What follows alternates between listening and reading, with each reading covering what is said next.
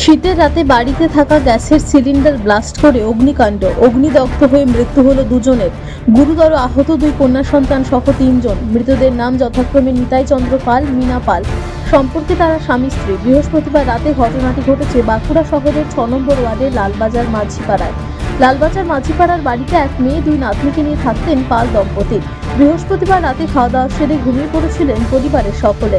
মাঝরাতে হঠাৎই বিস্ফোরণের পর আগুন লেগে যায় বাড়িতে। আগুন লাগার বিষয় টের পেতেই বাড়িতে থাকা ক্লাস 8 ও 11-এ পাঠরত দুই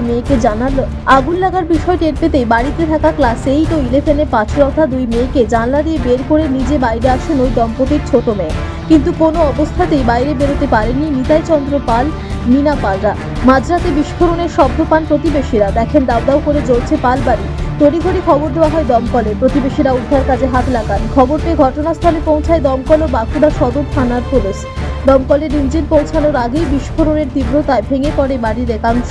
পরিবারের তরফে আগেই তিনজনকে হাসপাতালে নিয়ে যাওয়া হয়। পুলিশ ওই দম্পতিকে উদ্ধার করে বাঁকুড়া সম্মিলনী মেডিকেল কলেজ ও হাসপাতালে নিয়ে গেলে চিকিৎসকরা দুজনকেই মৃত ঘোষণা করেন। আহত তিনজন চিকিৎসাধীন। ঠিক কী কারণে অগ্নিকাণ্ডের ঘটনার বিষয়টি স্পষ্ট নয় কারো কাছেই। পুলিশ ও দমকলের তরফে আলাদাভাবে অগ্নিকাণ্ডের ঘটনার তদন্ত চলছে বলে সূত্রের খবর। আমার বোনের ছোট বোন আর ছোট বোনের দুটো মেয়ে থাকে, আর আমি থাকি ময়রাবান্ধে বাড়ি করেছি। আমাদের বাড়ি শ্বশুর বাড়ি সোনামুখী। আমার ছোট বোন আমারই যা, আমার দেওরের বউ হয়েছে। দেওর থাকে বাইরে, আমাদের 3 জামাই বাইরে চাকরি করে।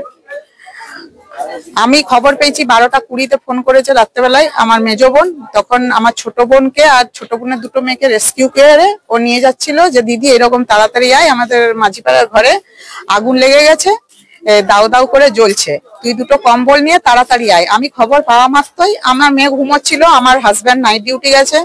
আমি সেই অবস্থায় মেয়েকে কোনো রকমে উঠিয়ে কম্বল 3টে নিয়ে তাড়াতাড়ি আইছি। এসে যখন ওই কুয়োতলটার ওখানে পৌঁছেছি তখন দেখছি পিছনের ঘরে অলরেডি আগুন তখন জ্বলছে। পিছন দিকে একটা রুম আছে, ঠাকুর ঘর, জানালার কাছ থেকে দেখাচ্ছে। কাছে আসতে দেখছি ফায়ার ব্রিগেড পুলিশ অলরেডি চলে এসছে, পাইপ দিয়ে আগুন নেভানোর খুব চেষ্টা করছে।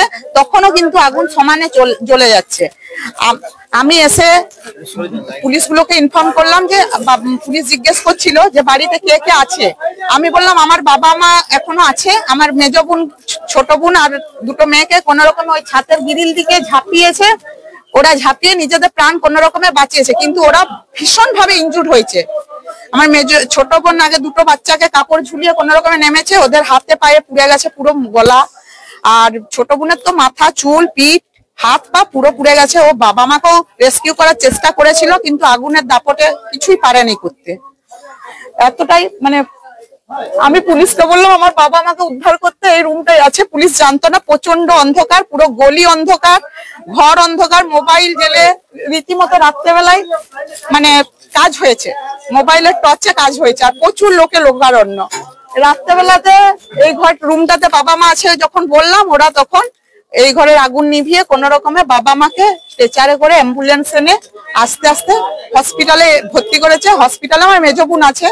আমি ঘরের পরিস্থিতি এত বিচ্ছিরি আছে বলে আমি যাইনি, কারণ স্বাস্থ্য সাথী কার্ড, আধার কার্ড এসবগুলো যদি পাওয়া যায় আমি সেই জন্য ঘর ভিতরে ঢোকার জন্য একটু ওয়েট করছি, কিন্তু পুলিশ আমাকে এখনো যেতে দেয়নি। বললে আসি আমরা সকালবেলায় ওগুলো দেব।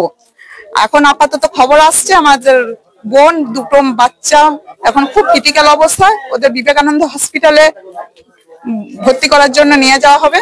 বাঁকুড়া থেকে নিজস্ব প্রতিনিধির রিপোর্ট, টিভি নিউজ 10। সুলভ সঠিক চিকিৎসার একমাত্র প্রতিষ্ঠান বিবেকানন্দ হসপিটাল। 24 ঘন্টা emergency service, blood bank, trauma care. আপনাদের সেবায় আমরা তৎপর। গুণমান ও পরিষেবায় দুর্গাপুর বিধাননগরের ডক্টর জাকির হোসেন এভিনিউর বিবেকানন্দ হসপিটাল শিল্পাঞ্চলের মানুষের মন জয় করেছে।